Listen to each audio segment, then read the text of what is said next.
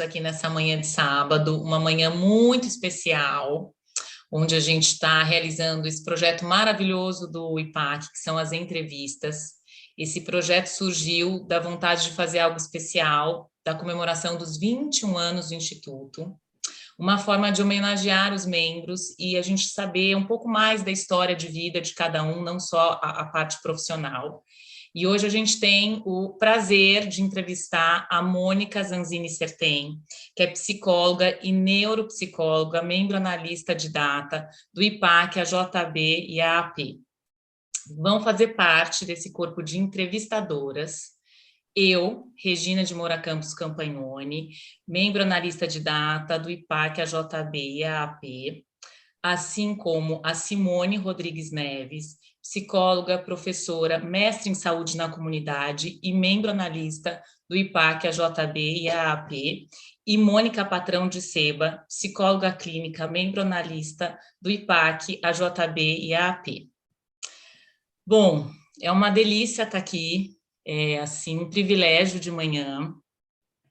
A gente queria te ouvir, né, Mônica, saber da sua história, do que eu sei, eu tenho que contar isso aqui, né, eu tenho o privilégio de ser uma amiga próxima, né, a vida nos pôs em momentos mais juntas, um pouco mais afastadas, mas sempre conectadas, e assim, para mim, não tem nem como te definir de tantas, eu acho que a tua definição, na verdade, é essa pluralidade, né, e para mim fica sempre a imagem de uma eterna menina curiosa. E eu acho que a gente podia começar essa entrevista por aí, né? Começando pela sua infância, pela sua base, né? O que você pode contar para a gente? Já comecei me emocionando, né? É um privilégio estar aqui, é um presente a gente poder chegar nesse momento e olhar para trás, para nossa história, né? Então, parar e olhar para a minha autobiografia e estar nesse momento, nessa manhã de sábado, chuvosa, gostosa, junto com vocês, é um grande presente para mim. Obrigada. E quando eu paro para olhar para a minha vida, a gente precisa olhar para esse começo, né? Não consigo começar de outro lugar, senão para a minha infância. Eu sou filha de pais que tiveram uma vida muito simples, né? E se fizeram através do estudo e do trabalho. Então, desde pequena, eu escuto os meus pais dizendo sobre o valor do estudo e do trabalho, e isso ainda é um pilar forte para mim e que eu me percebo passando para os meus filhos. E acho que esse desejo de entender a vida e me formar a partir do que a vida me conta foi me acompanhando ao longo de toda a minha história. Eu nasci e cresci em São Paulo, sou a filha mais velha de 3 filhos, e estudei numa escola pequena na maior parte da minha vida.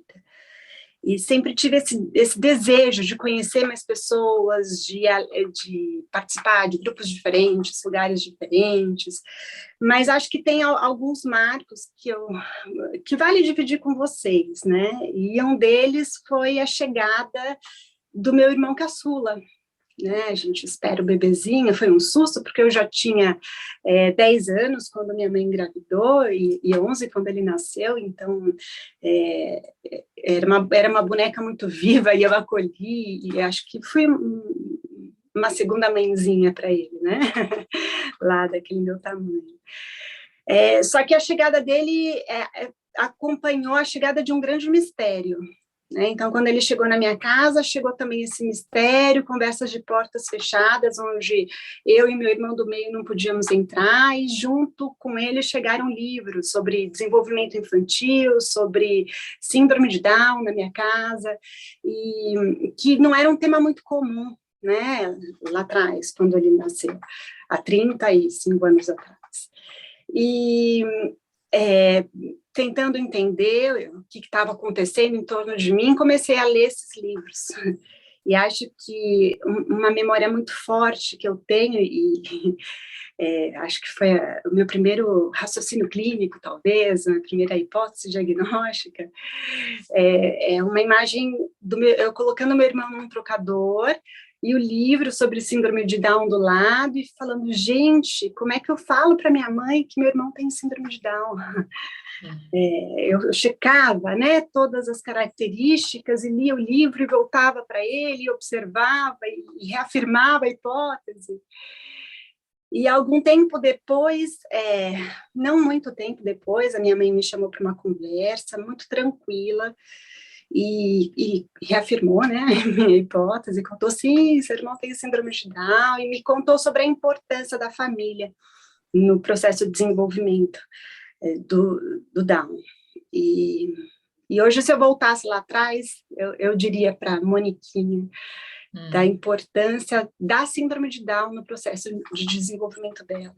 Né? Então, acho que acompanhar o desenvolvimento do meu irmão abriu meus olhos para essa diferença, para a integração do diferente, para a soma das diferenças. E acho que foi assim que eu cresci, a partir de então. Muito intrigada sobre como funciona a natureza humana, como funciona o cérebro, a mente, como que aparecem as diferenças, e como que a gente vai se tornando a gente, independente de quem a gente é. E acho que esse, então, é um primeiro marco para dividir com vocês. E cresci em São Paulo, onde eu estudei, e vim parar em Campinas só muito tempo depois já casada e com a minha primeira filha nascida. Eu ia perguntar se eu acho que é um marco, né, muito, muito forte mesmo, sem dúvida, aí, que trouxe um impacto e um destino, né, assim, esse despertar, né, através do seu irmão, para uma trajetória linda, né, que você foi desenvolver profissional, inclusive tudo mais, e pessoal também, né.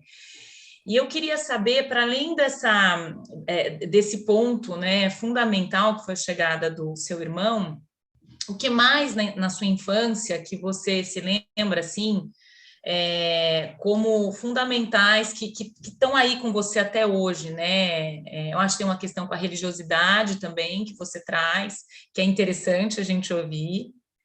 Acho legal, e mais coisas aí que você sente que é aí, que essa menina que está aí, que fala com a gente também até hoje, né? Eu acho que junto com isso também veio o despertar do prazer pela leitura, né?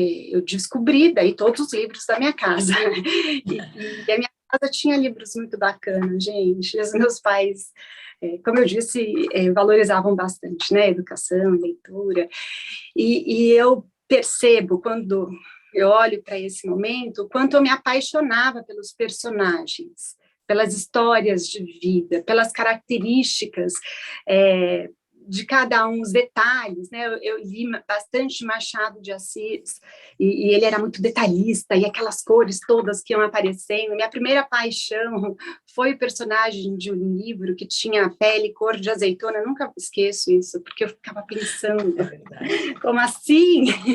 Pele cor de azeitona? E depois teve um filme sobre esse livro, eu fiquei tão decepcionada, porque nunca é como a gente imagina, né? Mas eu acho que esse olhar se mantém mesmo até hoje. Eu sou muito interessada pelas histórias de vida, história das pessoas. E também nesse período, a minha família não era muito religiosa. Hoje eles têm uma prática espiritualizada constante e bem forte, mas eu me sentia muito sozinha num desejo de buscar religiosidade. E eu fiquei sabendo de um grupo de amigos da escola que iria fazer primeira comunhão, e eu perguntei o que era isso, e quando me contaram, eu achei incrível. E voltei para casa dizendo, quero fazer, e os meus pais, eu me lembro que deram risada, até acharam curioso, então você quer fazer, vai fazer. Só que para fazer primeira comunhão, tinha que ser batizada primeiro, eu não tinha sido batizada, eu e uma outra menina também fomos fazer um curso, né, com uma freira. Minha mãe me levava num convento, eu passava a tarde, a gente lia a Bíblia, e ela me contava as histórias da Bíblia. Eu tenho tanto carinho por esses encontros, por esse momento, e desde então, eu acho que a espiritualidade, a religiosidade, são grandes companheiras para mim. Estão aqui, né, gente? Eu fiquei curiosa até para saber como é que foi esse batismo aos 10 anos, né? Porque é uma coisa que eu sou católica, né? Também nós não, bebezinhos, não temos essa lembrança. Deve ter sido algo muito especial ser batizada aos 10 anos. Como é que foi isso? Foi emocionante. E olha aqui, além da minha vivência, eu acho que eu me emocionei em ver a minha família ali na igreja comigo, né, todo mundo, e tem uma foto, divido com vocês depois, eu fui batizada de mini saia, gente.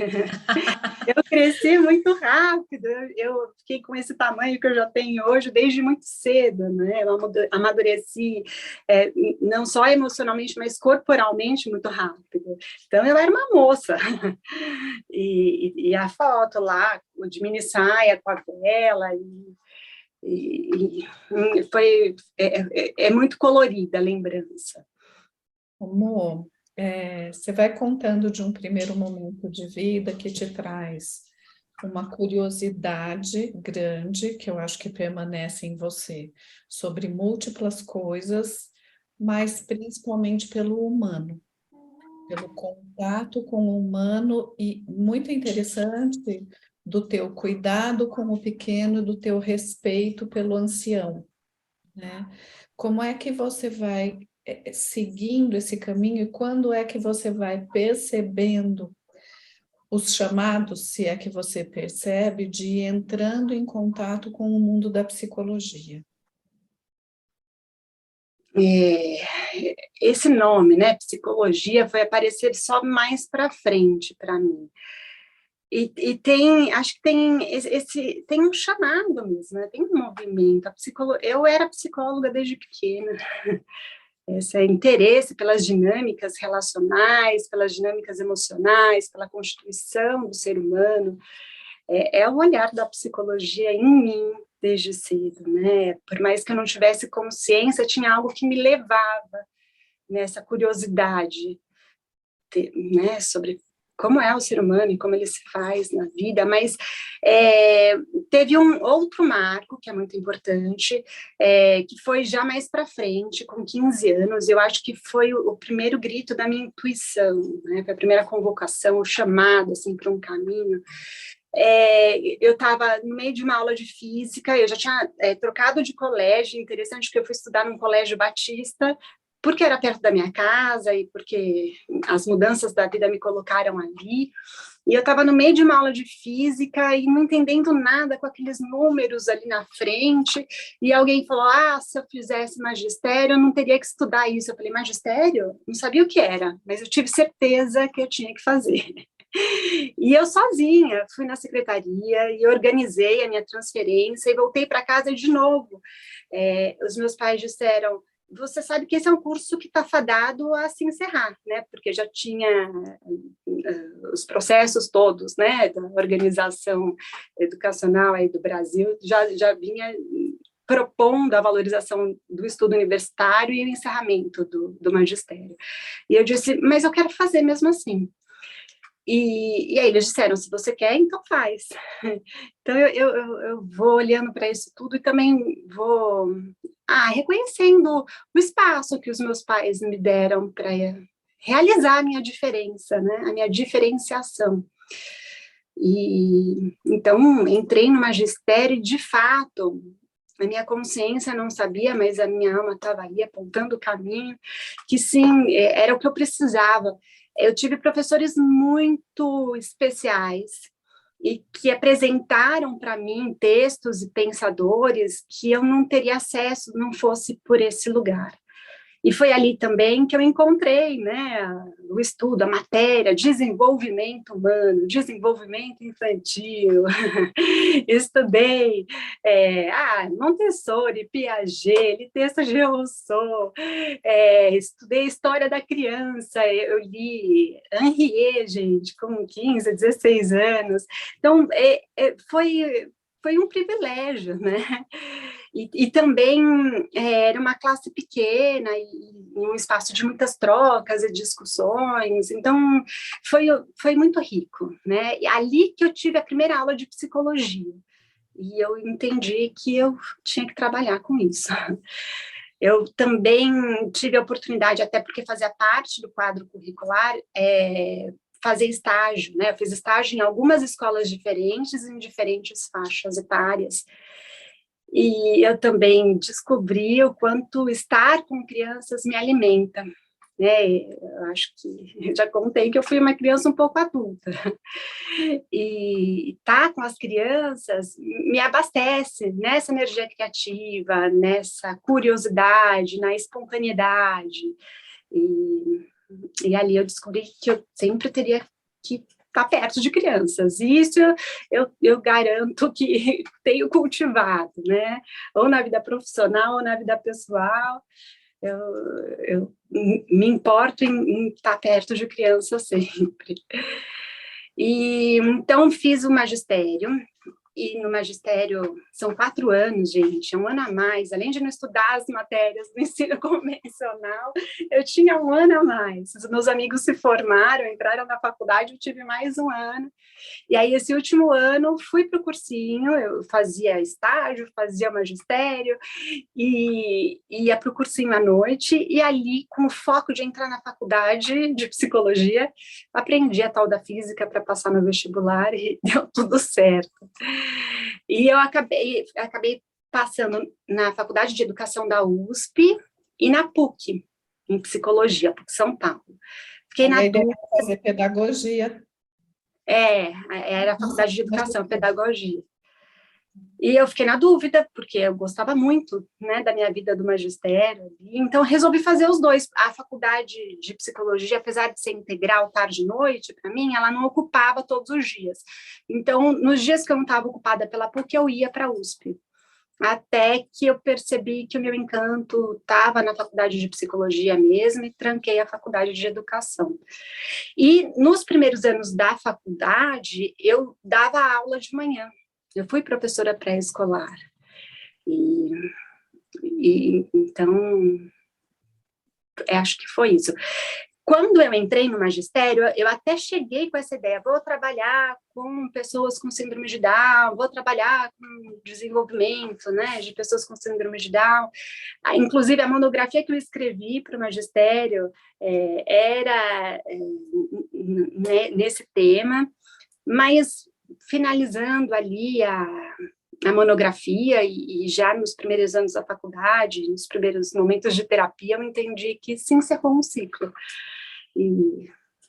E aí seguir para além desse tema, né? O meu interesse pelo humano e pela natureza humana não se restringe ao Down ou a diferença de desenvolvimento, mas ao todo, né?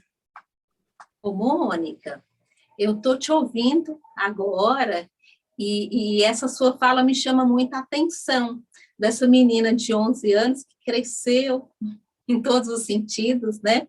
De uma maneira assim precoce, dessa curiosidade, dessa busca pelo conhecimento, e aí você chega nessa adolescência. Eu queria saber um pouco, você compartilhasse conosco, para além dessas experiências acadêmicas da sala de aula e da escola, o que das suas experiências aí dessa fase da adolescência, foram importantes e significativas. Te pergunto porque eu vejo aí uma menina que se inseriu muito rápido, né, assim, no campo do conhecimento, da escola, dos interesses todos, trabalhando muito cedo, e eu fiquei pensando aqui o que acontece nessas horas de folgas aí na vida dessa jovem.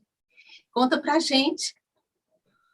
A minha família acabou montando uma chácara, e eu ia bastante para essa chácara, e gostava muito de subir em árvore, e ficar na natureza, sentada ali em cima da árvore mesmo, sentindo o cheiro da árvore, e nadar na represa, e andar descalça no mato. E ia bastante para a praia. Eu tinha uma avó que morava na praia, e a Mônica falou, né, destacou esse meu olhar para o novo e o respeito pelo antigo. Eu tive muito contato com os meus avós. E agora, né, que você falou, me lembro de também outra cena com as minhas primas na sala da casa da praia, aprendendo a fazer tricô. E a gente fazendo tricô naquele calor de 40 graus de Ubatuba, e lembro de um primo mais velho chegar e falar, mas parece um monte de senhorinha fazendo tricô nesse calor. Mas eu acho que é isso, assim, a recarga na natureza, o olhar para esses, né, eu ouvi as histórias, para esses que podiam me contar sobre o mundo, e um encantamento pela mente. Acho que eu descobri a minha mente, descobri o universo infinito que tem para dentro, tanto quanto para fora, e lia, escrevia poesia. Eu acho que é isso que eu me lembro. E eu comecei a namorar muito cedo com meu marido. Também uma outra certeza, né, que me veio. Eu falo que a minha intuição foi acendendo plaquinhas que eu não fazia ideia do que se tratava. Mas hoje, olhando de trás para frente, a gente vai percebendo a realização, né, da psique. Então, eu comecei a namorar com 15 anos. Com 15 anos, eu já era uma adulta. E tem uma história que eu sei, muito dessa menina intuitiva e danada, né? Que você chegou para o seu marido, acho que na praia, né? E falou algo para ele assim, de uma certeza, não é? Que não faço ideia como foi que aconteceu, mas foi a voz da intuição, e a gente estava andando à noite, eu estava com uma amiga, e ela com certeza vai se lembrar ouvindo isso, ela vai dar risada. Eu fui, eu não pensei, eu fui. E disse para ele, você não quer mais se casar comigo? E confundi com outras situações, né? Tinha um enredo, mas foi assim que a gente se conheceu, eu me aproximando dele, e dizendo, você não quer mais se casar comigo? E ele ficou surpreso, e não falou nada, e aí a hora que eu cheguei perto, que eu vi, né, o que tinha acontecido, e me dei conta que tinha confundido, desculpa, te confundi com uma outra pessoa, aí saí andando, e a minha amiga, Mônica, o que você fez? E ele foi atrás de mim e disse, eu quero muito casar com você, mas você não acha legal a gente se conhecer primeiro? E foi sensacional. A gente se conheceu aí 8 anos e aí a gente se casou. Mas tem uma outra trama da vida, né? Aí, né? Acho que tem uma outra pegadinha, eu tenho um outro tecer, né? Da psique. O meu marido tem uma irmã com síndrome de Down. Tem uma cunhada com síndrome de Down. E quando a minha mãe foi me contar sobre o meu irmão, ela me mostrou a história de uma família com que tinha uma pessoa com síndrome de Down, para falar da importância da família. E me chamou a atenção um menino, né? Um menino mesmo, com uma aparência de menino. Ali, o irmão, que bonitinho esse irmão, né? E a minha mãe, tô falando de tanta coisa importante, você tá olhando pro irmão? E aí era ele, né? Eu conheci na versão adulta, mas era ele. Então... Ou as armadilhas da vida, né?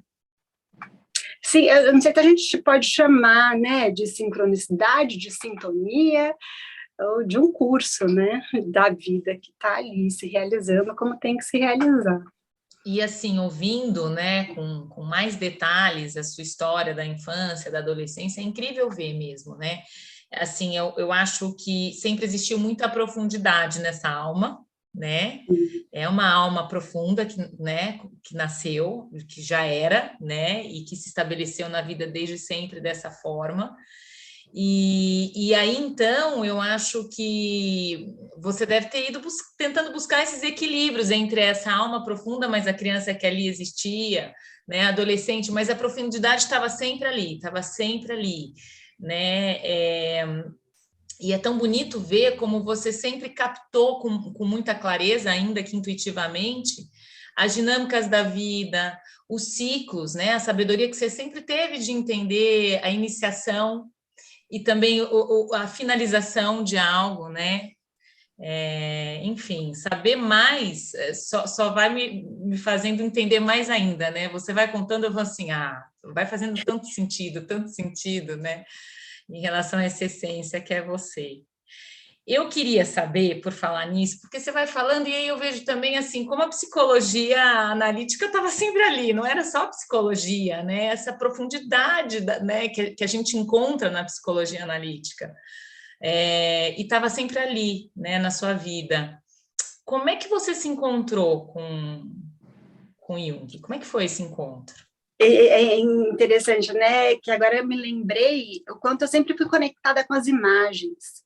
Né? Hoje eu sei que existe uma técnica, mas lá atrás, na adolescência, Simone, eu gostava muito, quando eu vivia algum momento marcante, eu gostava muito de recortar imagens nas revistas e montar páginas que representavam, né, o que eu estava sentindo, o que eu estava pensando, e tinha um caderno, uma agenda com imagens, com frases, com desenhos, e é verdade, né, mais do que psicologia, a psicologia analítica já pulsava em mim, né? Me contava como lidar com a vida e para onde olhar, né? Acho que isso já estava em mim. Então, quando eu entrei na faculdade de psicologia, a aula de psicologia analítica foi assim, acendeu uma luz grande. Eu tive a sorte de fazer a PUC São Paulo, que é muito forte em psicologia analítica na graduação. E eu tive professores muito especiais e muito pacientes, principalmente eu destaco a Heloísa Pena, que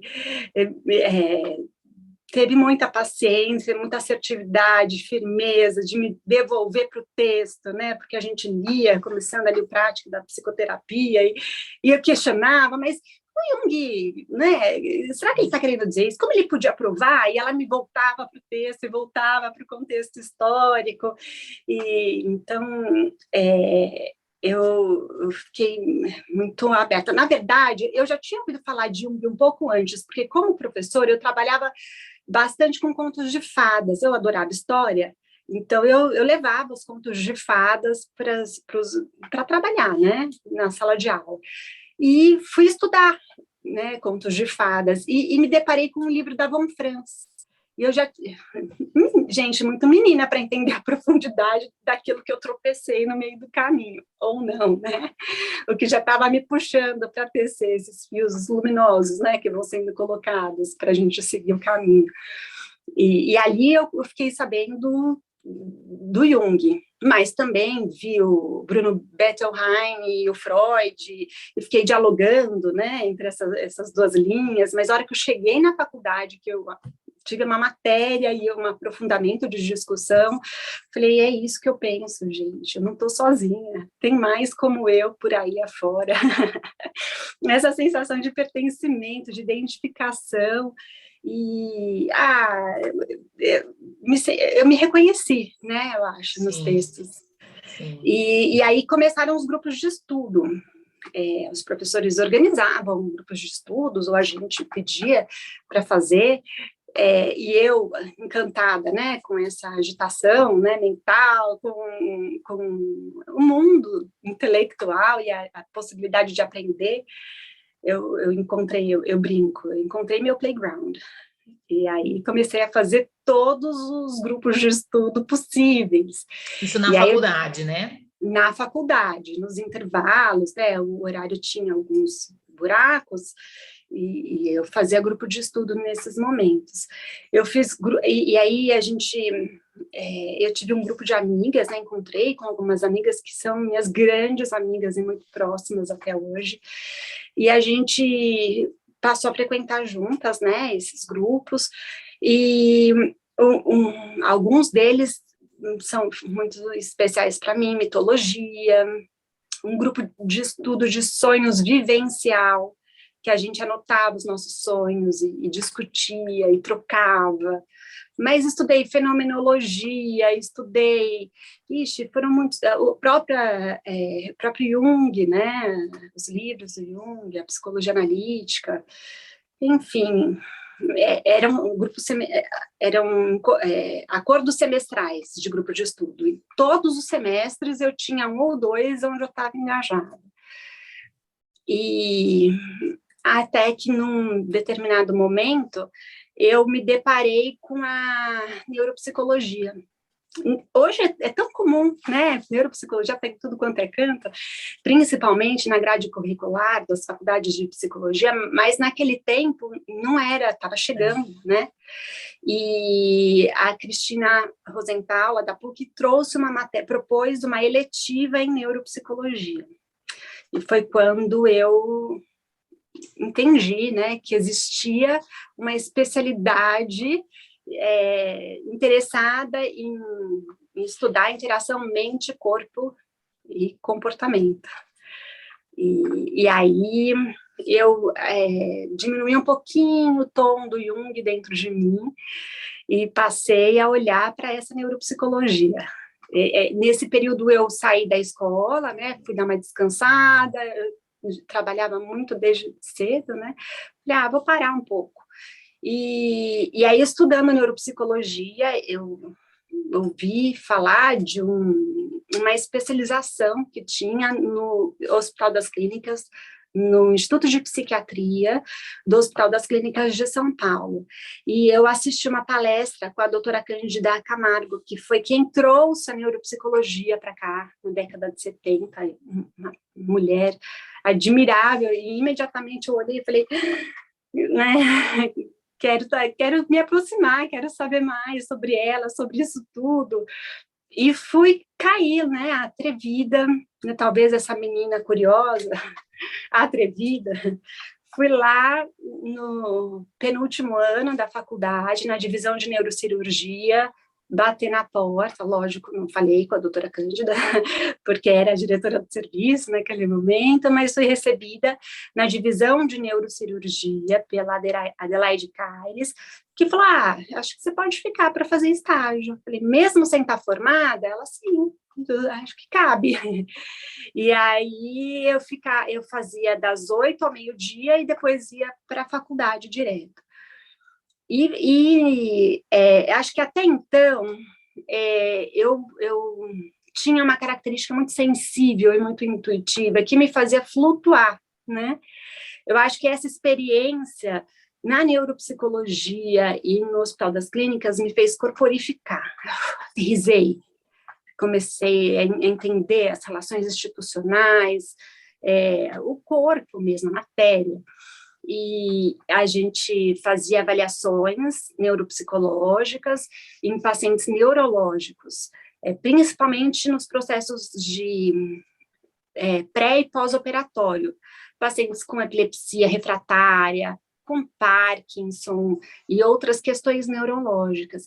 E aí tinha a oportunidade de fazer as visitas, né, clínicas. O paciente ficava internado, então eu acompanhava, chegava lá cedinho, 6h30 da manhã, às vezes, para acompanhar as visitas com os residentes em neurologia e os professores ali falando e discutindo o caso, e discutir o caso com os neurologistas, e sempre, lógico, supervisionada, né, a avaliação, a gente fazia os testes, fazia o contato clínico e voltava com a supervisora e discutia, e depois voltava com o médico, elaborava um relatório. Foi aí que eu aprendi a escrever o relatório, né, e aí tive a oportunidade de assistir algumas aulas com a doutora Cândida, e acho que o contato com ela foi muito importante para o desenvolvimento da analista, que eu sou, da psicóloga, e veio muito de encontro com a psicóloga que já vinha se desenvolvendo em mim, porque ela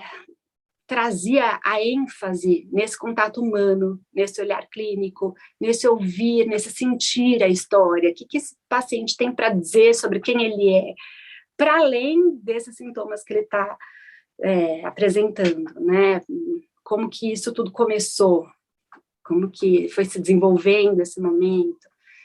E também me encantava, né? Ela levantava o dedinho dela, assim, sempre com uma unha bem feita, aquele cabelo arrumadinho.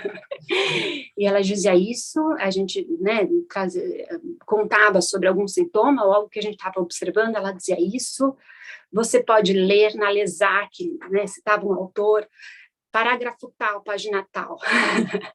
E a gente ia lá estudar, e de fato estava lá. Então, foram 2 anos de muita intensidade, né?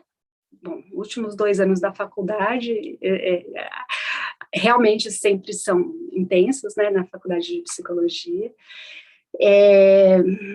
E eu concluí essa experiência de 2 anos, né, na divisão de neurocirurgia, e fiz uma monografia sobre linguagem, ao mesmo tempo em que eu fazia meu TCC na faculdade. Mas, na hora de fazer o TCC da faculdade, eu me senti muito fiel ao processo todo, no contato com a psicologia analítica junguiana.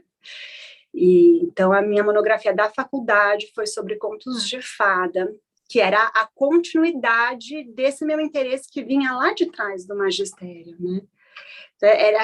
Apesar da psicologia junguiana estar com um volume um pouquinho mais baixo em mim, eu senti a vontade de ir trazendo comigo. Estava ali, né? Estava ali. Nunca saiu, né? Nunca saiu. E aí, quando eu me formei, eu percebia que quanta coisa ainda tinha para estudar, né? A gente se forma e percebe que não aprendeu nada. Você estuda, e quanto mais a gente estuda, mais a gente tem que estudar, né? E não cabia outro lugar para mim, senão continuar estudando neuropsicologia, porque eu achava que eu ainda tinha mais para conhecer. E aí eu prestei o concurso para o aprimoramento da FAPESP e passei. E apesar da bolsa ser pequena, ela foi muito providencial para que eu continuasse me dedicando para esse estudo. Então, aí eram 8 horas por dia, né? Então, eu entrei já num outro departamento do IPQ, que era a psiquiatria, o Instituto de Psiquiatria, e a gente fazia avaliação neuropsicológica nos pacientes psiquiátricos, tanto pacientes ambulatoriais quanto os de enfermaria. Andava por todas as enfermarias, feminina, masculina, tinha parte de geriatria, tinha também a infantil, e lá na infantil que eu entrei em contato com a primeira brinquedoteca, ali desenvolvida pela Márcia, pela Cristiane, e tive as minhas primeiras experiências, né, do brincar terapêutico, e guardei, né, essa sementinha em mim, e fui trazendo, acho que as coisas iam se costurando dentro de mim, eu falava, nossa, eu pensava isso, eu tinha visto de outra forma, posso enxergar também desse jeito, eu gosto desse exercício de olhar uma mesma questão por diferentes olhares, né, diferentes ângulos. Então, eu acho que agora falando, eu penso, não, é isso, eu já tinha visto, mas acho que vi de um outro jeito, né, a importância desse brincar. Mas as experiências na psiquiatria foram muito fortes, acho que a HC foi me criando essa casquinha, né, me protegendo um pouco da minha sensibilidade, desenvolvendo as outras partes em mim. Nesse ano eu também me casei, gente. 2001 foi o ano, o marco, né? Da divisão, da entrada oficial no mundo adulto. Apesar de eu ter sido uma criança adulta, a vida adulta, de fato, foi depois que eu me casei, eu acho. Então, me formei, me casei, e ainda não sei como, não sei de que jeito, eu fazia parte da comissão de formatura, então eu sempre fui muito hiperativa, né? E acho que sempre com essa vontade de fazer e dar fluxo para essa energia que tem em mim. Fiquei 2 anos, né? Fiz aprimoramento, o título, né? Até o título que eu carrego na minha carteirinha do CRP, especialista em neuropsicóloga, neuropsicóloga, especialista em psicologia hospitalar, avaliação psicológica, neuropsicológica. Então, aí eu concluí o aprimoramento, a especialização, e fiquei trabalhando num grupo de pesquisa, que foi uma experiência muito rica, bem interessante, que verificava a importância da inserção social no desenvolvimento de pacientes esquizofrênicos, com esquizofrenia. Então, tinha uma assistente social que colocava os pacientes em comércios em torno do Hospital das Clínicas, e eu avaliava antes e depois, né, com diferentes medicações e com a questão do papel social através do trabalho.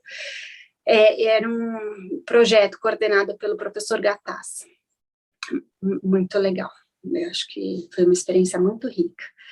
E nesse período, meu marido foi transferido para o interior, e eu engravidei, e aí acho que veio mais um chamado da minha intuição. A gente sentiu que era o momento de mudar para Campinas e de começar um novo momento. Eu fico pensando, ouvindo, né, assim, eu fui ouvindo você esse tempo todo, e quando eu falei dessa profundidade, né, que é você, eu acho que a sua alma tinha pressa, você fala muito da pressa de querer viver, é porque eu acho que você já nasceu pronta para tantas coisas. Eu acho que devia ter um conflito muito grande daquele corpo pequeno, e mesmo jovem, mesmo menina, mesmo jovem adulta, né? Também tinha uma anciã, também tinha, sabe? Às vezes eu tenho a sensação, ouvindo a sua história, como se você quisesse se religar a algo que você já tinha vivido ou já sabia, sabe? Não sei, é incrível, assim, ouvir, a sua história. É isso que a Regina está falando, e eu ouvindo daqui, fico assim, pensando, qual foi o momento que a Mônica equalizou isso, né? Porque eu acho que a curiosidade está sempre aí. Eu te vejo fazendo 1000 coisas ao mesmo tempo e com essa capacidade imensa, né, de realização de múltiplas coisas.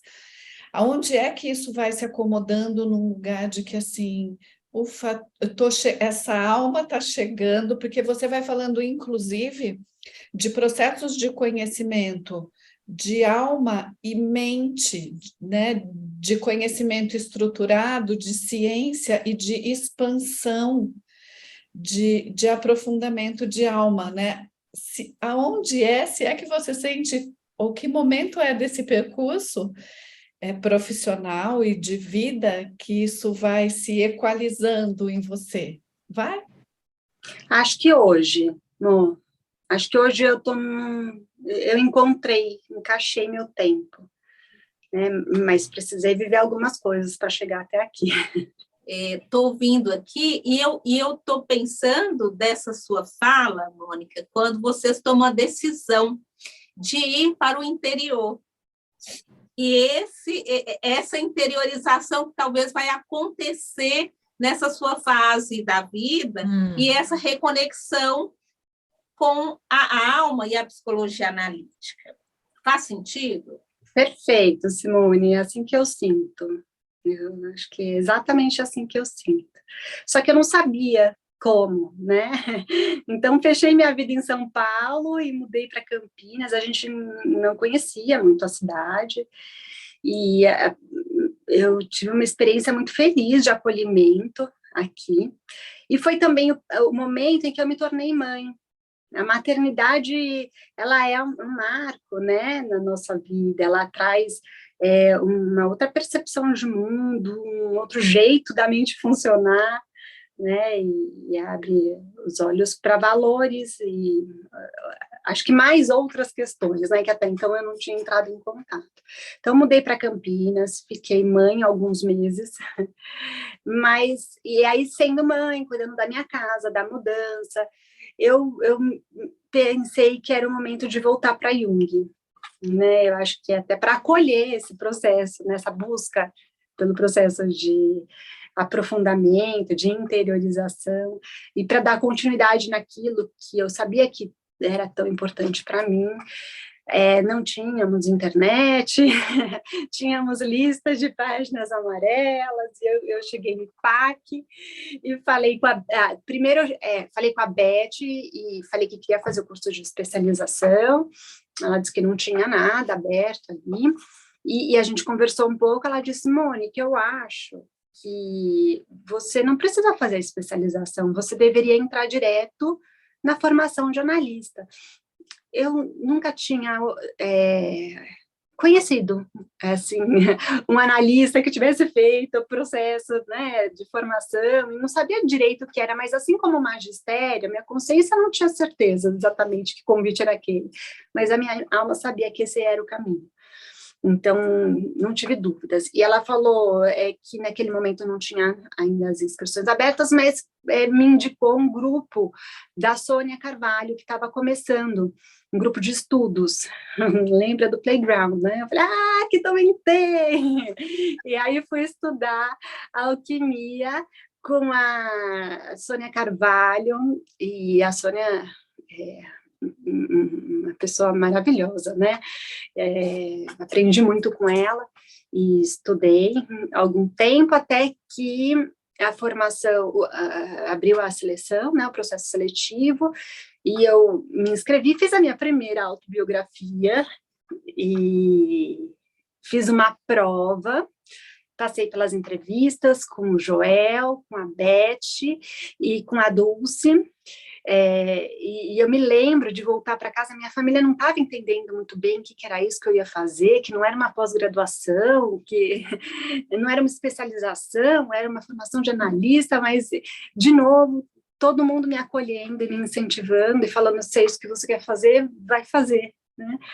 E eu me lembro de voltar para casa, eles me perguntarem: e aí, como foi? E eu, encantada, né? Conheci uma pessoa maravilhosa, e já de cara me encantei acho que com esse tom do IPAC, né? Que é de profundidade, que é de competência, mas que também tem um colo, tem um acolhimento, tem um afeto. E foi isso. E aí comecei a turma, junto com a Regina, com a Rê, e com a Ana Maria, com a Marina, e com outras pessoas que entraram. Carlos Henrique. Carlos Henrique entrou um pouco depois. Um pouquinho depois, porque era aquele efeito carrossel, né, o nosso. E foi uma turma gostosa. Nesse período que eu entrei, acho que a fertilidade estava pulsando aqui, né? Essa sensação de volta para casa. Eu engravidei, não foi algo programado, mas aconteceu. Eu engravidei do meu segundo filho e fiz as aulas grávida, depois amamentando. Lembro tanto. Primeiro daquele barrigão, depois do Rick ali, né? Sim, e o IPAC foi muito acolhedor, né? Não era uma situação de exclusão o fato de eu estar grávida. Então, a Josiane, que ia me pegar em casa para ir para as aulas, querida, atravessava a cidade, ia lá, me pegava, me levava, assistia a aula, depois me trazia em casa. E esse acolhimento mesmo para o meu momento não era excludente, né? Eu acho que essa é uma coisa que ficou muito marcante para mim, na experiência com o IPAC. A nossa vida humana é muito valorizada, né? Ela compõe a formação do analista que a gente é. Então, foi muito rica a experiência. E estudei, a hora que acabou a parte teórica, gente, eu estava cansada. Acho que era alguns anos, né, de estudo e de processamento, né, racional, de tantos conteúdos, de tantas teorias, e eu me distanciei um pouco, fui descansar e fui viver. Eu achei que eu tinha deixado para trás, mas não, né? Hoje, olhando, eu acho que eu precisei deixar descansar. A imagem que me veio foi a massa descansando ali antes de ir para o forno, para poder ganhar corpo, para poder crescer, né? Então, me esbanjei de maternidade, fiquei com os meus filhos. Lembra da história do contato com as crianças? Trazia todas as crianças para minha casa. Não eram grupos terapêuticos, mas minha casa estava cheia de grupos de crianças. Eu sou testemunha disso. Essa fase convivíamos muito. Me lembro muito da Malu e do Rick pequenos. Era uma farra. Eu não sei quem é que brincava mais, se eram as crianças ou se era ela. Sentava no tanque de areia e sujava e brincava de argila e estava sempre ali nas brincadeiras todas. Foi um momento que a gente viajou bastante, eu e meu marido, e viajava com eles. E aí eu acho que o corpo de analista estava formado, né? Estava se formando, mas estava estruturado. E em todos os lugares que eu fui, sempre viajei com eles pequenos, sejam países ou cidades diferentes, sempre tinha o dia que eu queria ir num parquinho. Essa é uma coisa que eu guardo com muito carinho. Esse parquinho onde meus filhos brincavam, e eu sempre gostei de sentar ali para ver as dinâmicas, né? Relacionais, as crianças se agrupando, como as mães se comportam, e ficar ali olhando. Acho que o que eu fazia, além dos livros lá atrás, ou os estágios de observação, seguir o ativo de outra forma, né? Ou ir no supermercado e observar como essas pessoas se relacionam com a comida e com a compra. E lembro de algumas experiências muito ricas, por exemplo, na Grécia, onde os meus filhos só falavam inglês e encontraram com crianças que falavam grego. E aí junto estava o meu irmão com síndrome de Down, que só falava português. E de repente aquele grupo estava brincando, né? Eu vou até me emocionando, porque tem uma parte aí de comunicação que transcende a linguagem e que ela é da natureza humana. Então, eu acho que isso eu fui viver, né? Fui experimentar, experienciar a natureza humana em diferentes contextos, para além da teoria. Gente, é lógico que ainda queria continuar, isso tudo tinha minha xeretice, né? Então eu fui experimentar muitas outras coisas, fiz vivências, né, de imersão, fiz cursos e aulas de outras linhas da psicologia, fui na psicologia transpessoal, e continuei frequentando os simpósios, os congressos, né? Então, apesar de eu não estar formalmente engajada, ainda tinha essa parte em mim que se manteve coerente e seguiu, né? É interessante, eu gosto de observar e falar que no processo analítico, o encontro com o paciente tira férias, mas o processo continua ativo. Né? Então, a gente sai de férias e volta. Na primeira sessão já é a continuidade, né, daquilo que vinha sendo trabalhado. E eu acho que é disso que eu estou falando, o processo estava muito vivo em mim. Hoje, parando e olhando para trás, eu percebo. Ele estava ganhando corpo, ele estava vivo em mim, engrossando o caldo de outras formas, né, com outras experiências. E aí, num encontro do Hillman, um encontro muito legal, que foi aqui em Campinas, que veio o pessoal da Pacífica, eu estava lá no café, e a Fabiana Binda se aproximou de mim, e com esse jeito assertivo e amoroso, ela disse: Mônica, está na hora de você concluir o seu processo. E me lembro dela dizer: o IPAC precisa ser abastecido. Ele precisa também do comprometimento e da contribuição de quem faz parte dele. E eu não tinha parado para olhar isso, acho que eu estava tão em mim, né, vivendo tantas intensidades, e foi aí que eu acho que primeiro eu reconheci assim, o IPAC como um lugar vivo, né, tem uma egrégora que precisa ser alimentada. É lógico que ela só pode ser alimentada pelos membros, pelo grupo que forma.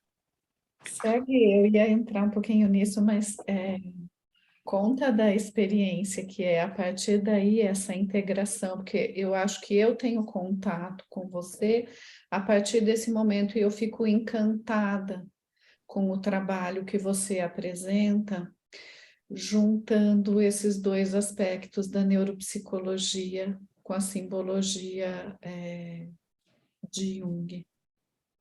E aí eu não sabia eu tinha que escrever a monografia, né? Cheguei nesse momento e eu tinha que escrever a monografia e pensava, o que eu tenho para oferecer, né? O que eu tenho para contribuir? Como é que eu vou escrever, né? A gente faz uma ideia de que tem que ser algo tão complexo, tão elaborado, né? Mas tem que me fazer sentido. E aí comecei a viver algumas experiências com lagartos que apareceram, né? Eu já vou acelerar a história porque tenho vários detalhes para contar. Acho que vamos para o centro. E um dia eu tive um sonho que eu andava com um lagarto na cabeça.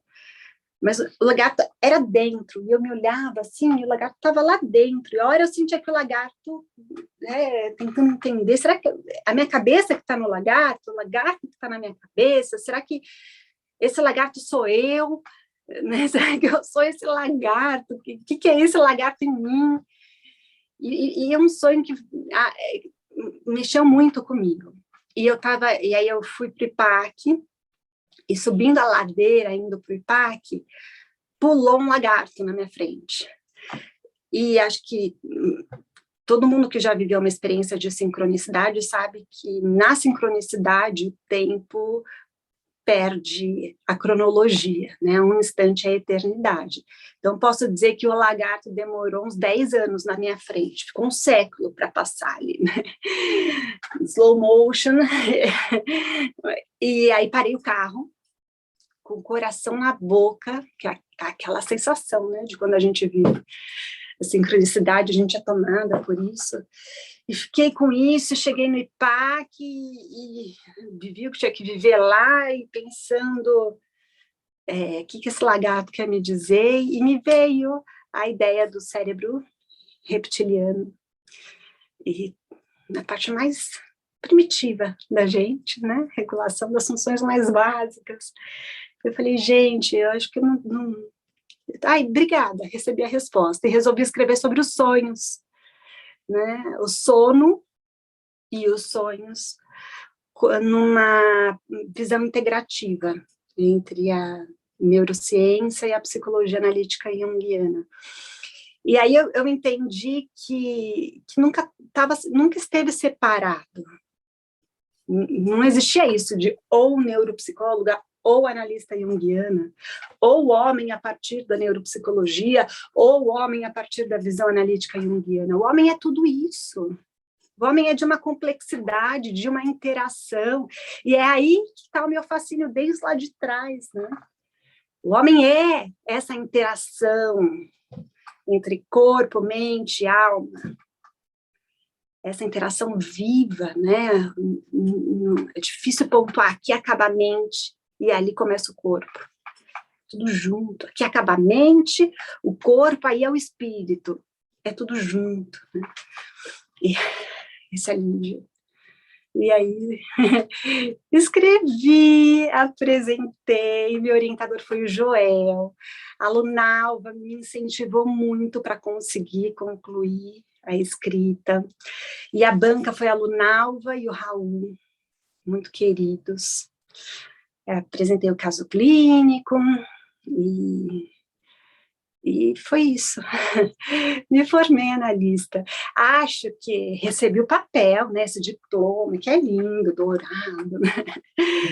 Foi apresentada no congresso, na assembleia, tem todo esse processo, esse ritual, vou chamar de um ritual, que é muito importante, né, o ritual marca, né, muito importante na nossa vida. Mas eu acho que eu sinto ainda que eu ainda estou em formação. Ser analista é como o processo de individuação, é para sempre, né? A gente está sempre trabalhando nisso. É um processo contínuo. É isso, Mônica. E fiquei pensando aqui dessa ideia de continuidade, né? Quando você traz aqui essa finalização aí, a conclusão do seu trabalho, e a analista que você se tornou, né? Eu acho que tem algumas características suas que são bem peculiares. Eu acho que nesse aspecto da neuro, você trouxe aqui para a gente, mas tem algo que chama muita atenção na sua trajetória, e eu acho importante você comentar aqui conosco da tua experiência com os grupos, Sim. como você faz, né, essa ponte aí integrativa também, dessa analista que consegue transitar, trabalhar, né, com tanta profundidade nos grupos. Eu aprendi com Jung que o ser humano ele é dialético, relacional e que identidade a gente forma a partir da relação, né? E acho que essa é uma referência que ficou muito forte em mim. A experiência com os grupos começou no consultório, trabalhando algumas crianças com queixas semelhantes, que na relação dual estavam estáveis no convívio com poucas pessoas, tinham uma boa evolução, mas continuavam apresentando as queixas nas dinâmicas com as outras crianças, né, com grupos maiores. E aí eu falei, vou juntar essas crianças, vamos fazer um grupo aqui. E a Regina veio trabalhar comigo nesses grupos, né, Regina? Começou com um, de repente tinham vários. Foram 2 anos, né? Foram 2 anos de grupo. Foram 2 anos e vários grupos, e 2 anos desses vários grupos em continuidade, né? Uma experiência muito rica. Foi. Alguns deles com a Regina, outros com a Renata, e aí eu percebi a importância do grupo. O grupo ele não anula o processo individual, ele catalisa, né? Ele enriquece. E aí, nesse período, né, pós a defesa da monografia, também apareceu uma outra oportunidade com o meu pai, de trabalhar em workshops, workshops para o mundo corporativo, para o trabalho com pessoas em transição de carreira. E meu pai é economista, eu sou psicóloga, e a gente fazia uma dupla aí, né, compondo esses 2 olhares. E eu também recebi um convite de uma amiga, um convite inusitado, essa amiga dos grupos de estudo lá da faculdade, que é uma terapeuta de grupo sensacional. Um dia ela disse, Mônica, estou com uma ideia, você topa? Falei, topo. Vamos lá. E a gente se juntaram outros profissionais, não só psicólogos, né? Então nós somos 3 psicólogas, terapeutas corporais, fisioterapeuta, coach, fotógrafos, profissionais de diversas áreas. E a gente se juntou ali, nasceu o Projeto Star, e a gente desenvolveu vivências de imersão, um lugar onde pessoas podem se encontrar para olharem para si mesmas, né, e olharem para como se formaram elas, como é caminhar na própria história e ampliar o entendimento sobre si mesmas a partir disso.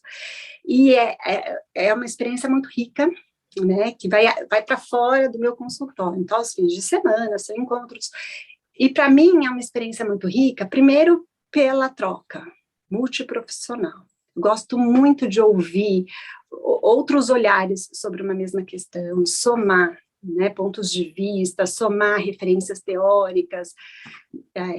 Em se tratando de natureza humana, é difícil ter uma verdade absoluta, né? Até porque a natureza humana é uma constante transformação, então eu gosto muito de somar, né, o que está todo mundo vendo, como é que o outro entende. E lá eu tenho a oportunidade de ouvir histórias, muitas histórias, né? Porque são muitas pessoas que passam por lá, acompanhar de pertinho essas histórias. E isso me tira de dentro da experiência solitária da clínica, né? A clínica é um lugar muito solitário, é um lugar, não tenho dúvida de que eu amo fazer, e eu vim aqui desse mundo para isso, adoro, estou lá de segunda a sexta, mas ela pode ser uma experiência muito engessante, pode me manter dentro da caixa, né? Eu fico sozinha ali com o outro. Quando eu vou para os grupos, eu tenho essa oportunidade de pensar fora da caixa, de enriquecer olhares, experiências, referências, e voltar para a minha transformada, né? Criativa. Porque eu entendo que o que a gente oferece na prática clínica é fruto da experiência que a gente vive também, né? Não é só um respaldo teórico. Então, eu acho que eu me enriqueço em muitas experiências ali, e o fato de eu transitar pelos trabalhos de grupo não me impede que eu seja uma analista, e vice-versa. Porque a analista que eu sou me acompanha, quando eu vou no parquinho, quando eu vou no supermercado, quando eu vou assistir um filme, é olhar, né? É o que eu falo, é o corpo do analista está formado, é um jeito de receber, de experimentar, de olhar. E a análise é ali, no consultório. Nos grupos, é uma experiência terapêutica, é o olhar da psicóloga, né? A atuação é diferente. Ouvindo você, assim, como realmente a tua jornada foi de integração, né? Você sempre foi buscando essa integração, em alguns momentos você precisou separar, porque também muitas vezes a gente só pode juntar adequadamente se a gente separa adequadamente, né? Eu acho que você, em alguns momentos, foi fazendo esse trabalho, e você chega aqui hoje contando toda essa história, onde você vive essa integração com tanta tranquilidade, né? Quantos processos até chegar nessa tranquilidade de viver esse todo, né? Sim, e eu acho que é um momento novo que eu estou vivendo, é uma nova fase. Eu agradeço muito vocês por me trazerem essa abertura, né, esse ambiente tão gostoso, afetivo, para poder compartilhar a minha história, essa escuta de vocês, o olhar de vocês. E essa história passa por um lugar também muito difícil, né? É muito difícil, mas acho que me traz, é o lugar que me traz para o momento que eu estou hoje, né? Sim. Que é o adoecimento do corpo. Então, eu acho que eu precisei morrer para nascer essa que eu estou agora. A gente viveu uma pandemia, e acho que nenhum de nós é o mesmo depois desse adoecimento coletivo que a gente experimentou, é muito recente, né, isso. E durante essa pandemia, o meu corpo adoeceu. Eu encontrei intuitivamente, e acolhida pelos meus médicos muito humanos, um câncer de intestino com metástase, e precisei fazer uma cirurgia grande, foram 2 cirurgias que eu fiz, grandes, seguidas de um processo de quimioterapia, né, alguns meses, em sessões de quimioterapia. E a quimioterapia, eu não sei se vocês sabem, se já passaram, né, por isso, não, mas a quimioterapia é diferente do antibiótico, que é um remédio que você toma e já tá bom, você toma para melhorar. A quimioterapia, ela é destrutiva, né? É um remédio que leva a gente para a morte. E foi um momento em que eu precisei morrer e dialogar com esse deixar ir, deixar morrer, me desapegar, experimentar o silêncio, né, dessa morte. E foi não é fácil, né, acho que a palavra difícil define, mas é também uma experiência de muita riqueza, E hoje, olhando, né, para essa história inteira, me faz muito sentido o meu despertar espiritual, lá na primeira infância. Porque foi essa menina, com essa conexão com a espiritualidade, que me ajudou a renascer, né? Me ajudou a renascer do pequeno para o todo, né? Porque a gente vai renascendo na célula. ali dentro, né? E daí vai mudando a pele, vai mudando o cabelo, e aí volta a energia de vida, e hoje, graças a Deus, estou aqui inteira, né? Para seguir em frente. O que renasceu aí? O que essa menina ajudou a fazer com que renascesse desse processo? Eu acho que nasceu em mim uma calma. Eu acho que nasceu em mim a consciência vivida da integração. Eu sou corpo, eu sou mente, eu sou espírito. Tá tudo junto. Da minha célula ao meu ser. E essa experiência é muito colorida, assim, para mim, muito viva, muito alta, e me dá mais vontade de continuar vivendo e seguir acho que esse ritmo que eu vejo em mim desde sempre. Mas é um jeito diferente de dançar a vida. Eu ainda estou aprendendo, porque ainda sou uma vida nova, né? Eu brinco que eu sou uma vida de criança mesmo. Acabei de me recuperar. Eu estou aprendendo a lidar com esses novos ritmos, mas eu estou muito tranquila, né? Com a vida. Eu confio na vida. Ô, Mônica, e essa tua fala, assim, eu acho que ela diz tanto de você, porque quando a gente te vê, assim, é uma vida pulsante o tempo todo, né? Que é essa menininha curiosa, serelepe, inquieta, que vai. E você trouxe uma coisa muito interessante, quando a gente conversava antes da entrevista, que você não gostaria de deixar, né, de falar dela, dessa experiência do adoecimento, como um evento marcante e que te mudou a relação com a tua própria história e relação com o tempo, essa experiência do tempo se tornar mais presente, tá? Eu lembro de você ter falado, inclusive, assim, pode passar outras coisas, mas se der, tudo bem, o que me importa é o presente. Fala um pouco mais disso para a gente, assim, você já falou brilhantemente, mas eu gostaria de ouvir novamente essa tua fala sobre essa conexão com o presente, com a vida, né, pulsante, presente, que é a gente de fora que vê muito isso em você, essa vida, né, e agora você está contando assim, agora eu percebo mais essa vida e essa integração aí de todas as experiências anteriores. A vida é aqui agora, Simone, isso não tem pressa, não tem ansiedade, o que já foi, que bom que foi. Foi e construiu agora, mas a vida é aqui e agora. O que vai ser, depois a gente vê. Agora é agora.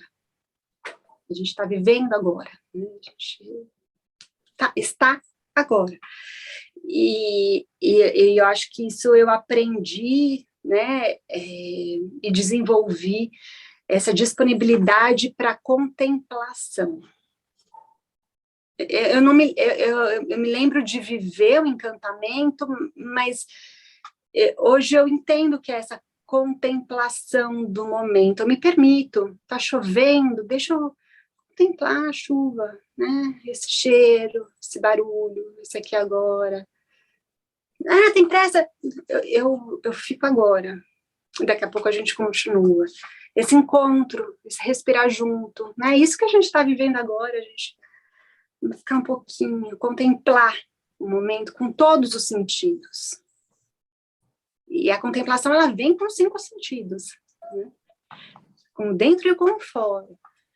E é tão importante quanto o trânsito pela vida. Isso, para mim,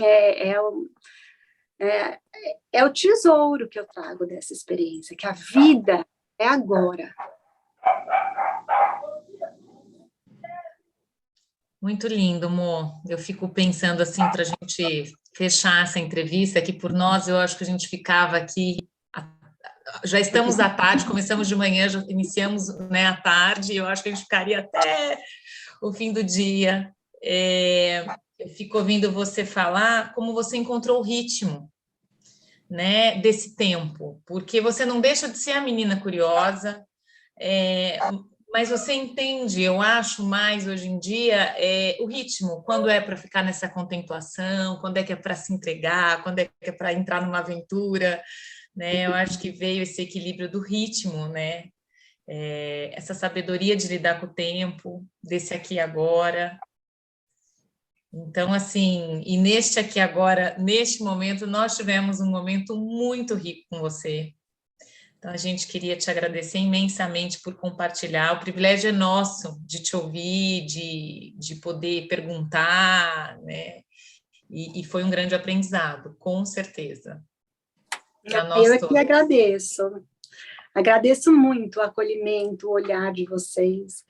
E é um presente poder olhar para a minha vida na companhia de vocês. E obrigado para o IPAC por abrir essa sala para a gente, né, gente? É verdade. Temos que agradecer ao IPAC a possibilidade maravilhosa desses encontros, né, que a entrevista está proporcionando. Então, ficamos por aqui. E agora eu vou colocar a palavra a Simone e a Mônica Seba também para encerrarem. E agora a gente vai poder oferecer isso a todos os membros que também vão ter o privilégio de te ouvir através do vídeo. Eu, pessoalmente, e aqui em grupo, agradeço, né, esse momento de estar junto com você. A gente se prepara antes para esse momento da entrevista. Você nos contou antes um pouco da sua história, mas eu fui flutuando junto com você. Você é inspiradora. Mônica, eu também quero ressaltar isso, assim, da importância de estar aqui com você e poder honrar a sua história, honrar a tua vida. É muito, muito importante para a gente a sua presença, e eu acho que para todos nós do IPAC, muito obrigada. E agradeço a Regina também o convite, ao IPAC, a oportunidade de estar aqui juntas, tá? Muito obrigada, gente.